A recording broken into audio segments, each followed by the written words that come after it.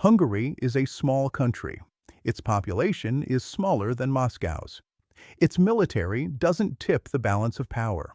Its economy doesn't shape the fate of Europe. And yet the recent Hungarian election mattered far beyond the borders of Budapest, because Viktor Orbán was never simply Hungary's leader. He was something far more useful to the Kremlin, Putin's man inside the West. Not in any cartoonish puppet on a string sense, something more effective than that. He was a European leader who could sit inside the EU and NATO, speak the language of sovereignty and realism, slow-walk support for Ukraine, defend Russia's energy relationships, and help Moscow tell one of its favorite stories to itself and to the world. Not all of Europe is against us. That made him valuable. So when Orbán lost, it wasn't just a political shock for Hungary.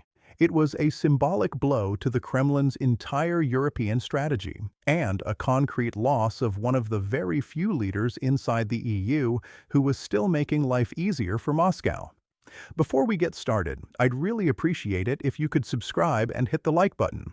Unfortunately, that's just how algorithms works, and I have to ask for this kind of support. It genuinely helps me keep making more content and releasing more videos like this. Thanks a lot for understanding.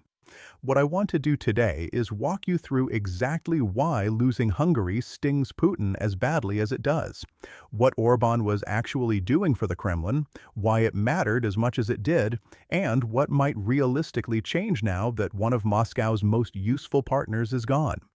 Let's start with the most basic question. Why did one mid-sized Central European country matter so much to the Kremlin in the first place? For years, the Kremlin wanted two things from Europe: money and respect.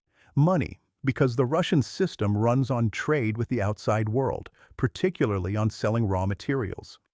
Respect, because Putin's regime has always craved Western recognition, even while pretending to hold it in contempt. The dream for Russia's elite was a clean arrangement: earn money in Russia, spend it in Europe, and be left alone to rule however they pleased. That dream began to collapse after the full-scale invasion of Ukraine. The relationship fractured. Europe began the slow and painful process of weaning itself off Russian energy. But even then, Moscow still had a handful of useful voices inside the European Union, and Orbán was the loudest of them. That was his real value, not military strength, not economic weight, but his political position. Orbán could slow EU decisions or block them outright. He could negotiate, stall, buy time. And in politics, time is everything. If Ukraine needs help right now, but one person inside the EU can delay that help by weeks or months, that person becomes enormously useful to the Kremlin. Orban was useful in precisely that way. He repeatedly opposed or delayed EU support for Ukraine. He clashed with Brussels over sanctions. He defended Russia's energy ties long after those ties had become politically toxic everywhere else. And he kept presenting himself as the last realist standing on a continent supposedly gone mad with liberal bureaucrats and warmongers. That made him a genuine asset for Kremlin foreign policy. But he was even more valuable as a piece of the narrative being constructed inside Russia itself. Like any authoritarian regime, Putin's system needs to constantly justify its own legitimacy through a story that people are willing to believe, preferably one they want to believe. A story like, history is on Putin's side. He still knows how to divide his enemies. He still has partners in the West. Not everyone in Europe sees him as a criminal and a failure. That story makes people feel secure and proud of their wise and respected leader. Hungary was a cornerstone of that story. As long as Orbán stayed in power, Russian state television and pro-Kremlin commentators could point to him and say, "You see, not all of Europe is against us. There are still sensible people out there who understand Russia, who support Russia." Which is exactly why the April 12th election hit Moscow as hard as it did. Orbán didn't just lose, he conceded. After 16 years in power, he had to acknowledge defeat to Petr Magyar and his Tisza party. And suddenly, one of the Kremlin's favorite talking points was no longer available. The story about Putin still mattering in Europe, still being respected, still having allies, that story cracked and started coming apart. Now, to understand how Moscow built its influence across Europe in the first place, you have to understand the three levers it used. The first was energy. This was the simplest lever because it rested on old infrastructure and old habits. Much of Central and Eastern Europe was literally wired into Soviet-era supply lines that Russia inherited. Hungary is a perfect example of how pipelines shape politics. Budapest signed a 15-year gas deal with Gazprom back in 2021, just before the war.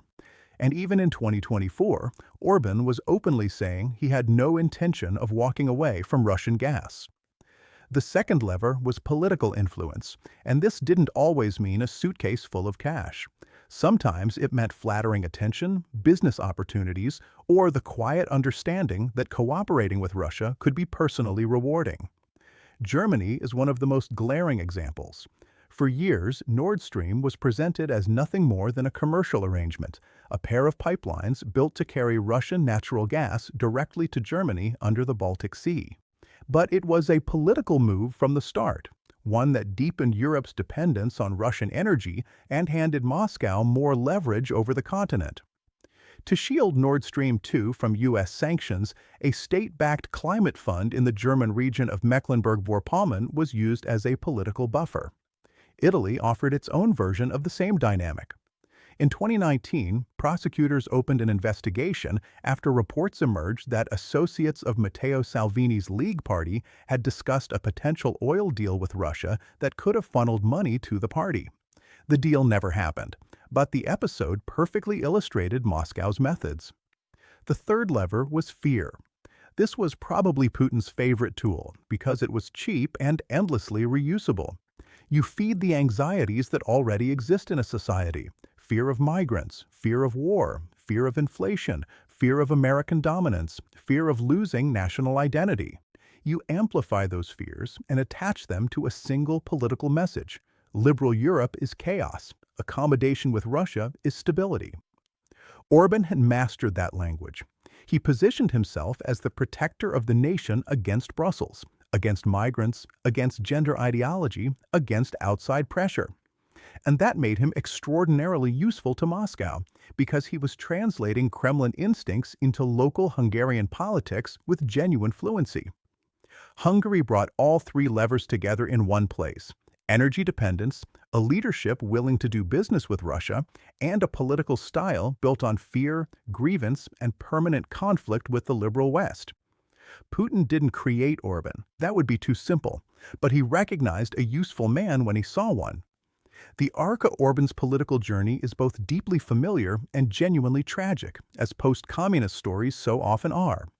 He came into politics as the opposite of a Soviet-style authoritarian: young, liberal, anti-communist, openly anti-Soviet.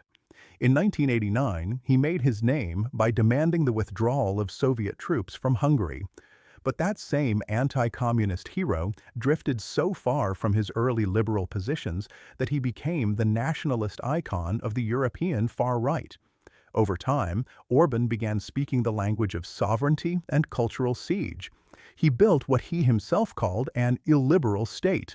In 2018, he declared that Christian democracy is not liberal, and then added, "It is illiberal, if you like." That was a statement of direction. And once you go down that road, Putin stops looking like a historical enemy and starts looking like something else: a colleague, someone running a similar machine. Orban's Hungary and Putin's Russia were never equivalent in scale. One is a 9 million-person EU member state, the other a nuclear empire running on oil and gas. But the political styles started to rhyme. Both men spoke the same language. Both states talked about sovereignty while restricting pluralism at home. Both treated liberal institutions as obstacles. Both positioned themselves as defenders of the nation against foreign interference. This is where Orban became genuinely valuable to the Kremlin. He wasn't some fringe figure shouting at the gates. He was inside the European Union, inside NATO, sitting at the table, speaking the language of legitimacy, and consistently advancing themes that served Moscow perfectly. While Hungary resisted Brussels on Ukraine, Russia's elite could tell itself a comforting story. Europe is not united. The West is growing tired of supporting Ukraine. There are still reasonable people inside the EU who are on our side. Putin is still outmaneuvering his enemies. Autocracies run on that kind of mood. They govern through prestige. The bureaucrats, propagandists, businessmen, and security officials surrounding a ruler need to feel that he is still lucky, still effective, still in control, still making things work. When that aura weakens, fear shifts direction. People stop fearing the outside world and start fearing that their own leader might be losing his grip. Hungary helped delay that feeling. Orban was particularly useful because he was visible, a constant presence on the European stage. Every time he slowed EU action, picked a fight with Brussels, defended Russian energy, or framed support for Ukraine as reckless, he was feeding the Kremlin's internal mythology. He was proof of concept, living evidence that the story held together.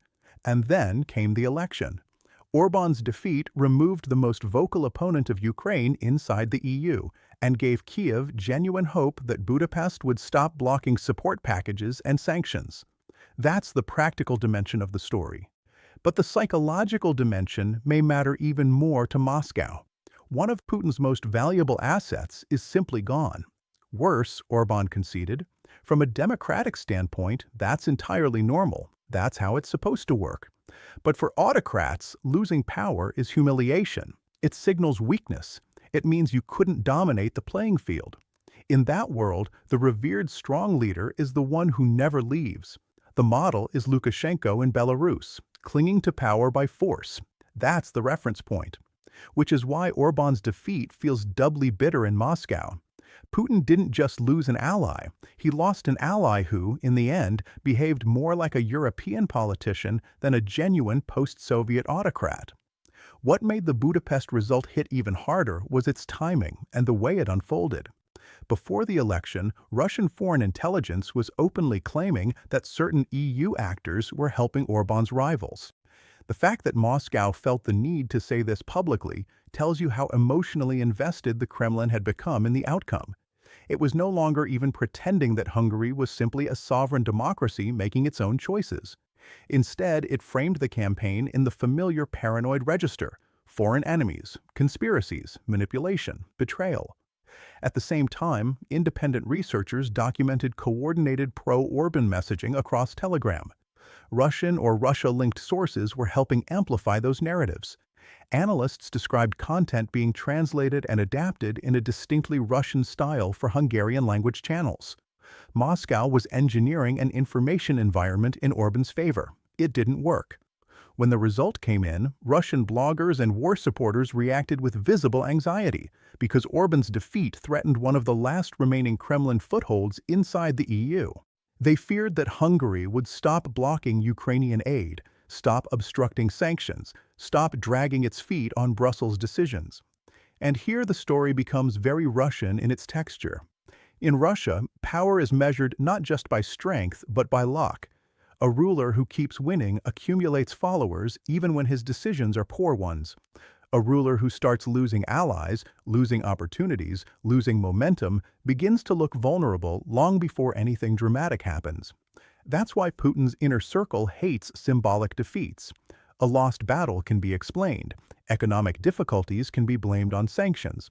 But the slow evaporation of a ruler's luck is far harder to manage. So what actually changes now? Péter Magyar hasn't promised a crusade against Moscow. He's indicated he will maintain pragmatic relations with Russia. His immediate focus is on Hungary's domestic situation: fuel supply arrangements, frozen EU funds, a damaged media landscape, and institutions packed with Orban loyalists. The honest answer is that Hungary will probably become less useful to the Kremlin long before it becomes genuinely useful to Ukraine. And even that alone is a significant shift.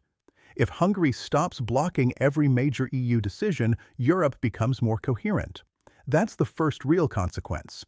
The second consequence is psychological, and it may be the larger one. Orban's defeat reminds Europe of something many people had started to forget. Democratic self-correction is still possible. Governments can overreach, poison institutions, flood the public space with propaganda, and still be removed from power, as long as elections remain real enough to mean something. That is the lesson the Kremlin fears most. Because authoritarian systems sell one fundamental promise. Yes, freedom is chaos, but at least we are stable. Yes, our methods are hard, but at least we endure. Yes, liberal democracy makes mistakes, but once a strong hand arrives, it stays. Hungary just reminded the world that a strong hand can slip, and that matters far beyond Budapest. For years, Europe has cycled through a familiar pattern. Democratic governments made mistakes, voters grew angry, authoritarian adjacent politics became appealing.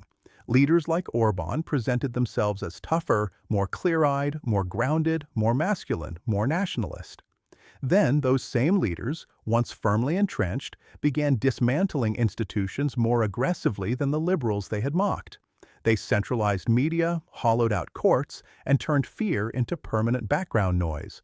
And gradually the public grew exhausted by the performance. This doesn't happen everywhere. It can't happen in Russia, because Russia no longer has that mechanism. It can only happen where elections still mean something. Which is precisely why Hungary is an example the Kremlin cannot afford to tolerate. Because once people see that a country can correct itself without collapsing, without descending into chaos, without losing everything, the entire authoritarian sales pitch starts looking considerably less convincing. Before you go, I want to leave you with a straightforward question. Was Orban's defeat a surprise to you, or did you sense it coming? And what do you think mattered more in the end? Hungarian voters' exhaustion with him, or simply the expiration date on the strong leader image itself?